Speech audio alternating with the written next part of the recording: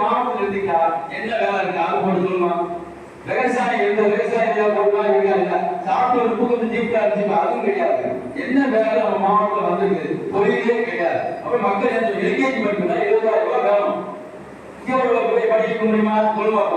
சரியான சுகாதாரம், சரியான அரசு வேலை, சரியான கல்வி வேணும், சரியான நம்ம தலைவர் தேர்ந்தெடுக்கணும். மலையெல்லாம் பணம் கொடுத்தா ஓட்டு எங்க போடுவாங்க உத்தரவு இருக்கு. நீங்க அதெல்லாம் நல்லா சொல்ல தாய்மார்களே.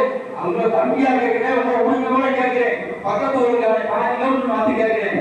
நாங்கெல்லாம் ரசீது உணவு ஏழை ஏழையோட ஏழைக்கான முடியும் மற்றவர்கள் கல்வி உணர்ச்சி இன்னும் தோணும். நம்ம பேரம்பிள்ளை எல்லாம் பாருங்க, அவங்க காலம் போயிடுச்சு. இன்னும் 26 ஒட்டிட்டீங்கன்னா நாம யாராலும் காப்பாற்ற முடியாது. சொல்ற கட்சி அதிகமா வந்து மக்கள் ஒரு கட்சி இல்ல. 1976 எம்ஜிஆர் எப்படி மக்களோட மக்களா இருந்தாரோ 2026 தலைமை அவர்கள் உங்க உழைக்கிறதுக்காக வந்து கொண்டிருக்கிறார்கள். 24 வர முடிஞ்சோட அவர்கள் உச்சகட்டத்தில் மக்களுக்காக எங்களை பயிர்வெட்டி எங்களை என்ன நடக்கிற உள்ளாட்சியில நகராட்சியில பேரூராட்சியில மக்களுக்கு என்ன கோரை எடுக்கிறோமோ உடனே செய்யப்பட்ட ஆர்வப்பட்டு அது இப்ப போட்ட ஆள் 25 முன்னாள் போட்ட ஆள் தான். அன்னைக்கு போட்ட கதைதான் மரமா நிக்க போறோம். உங்கள் ஆதரவோட தலைமுறையால் நான் நீதிமன்ற மக்களுக்கு பாதுகாப்பு சுத்தமா இல்லை. நல்லா கேளுங்க.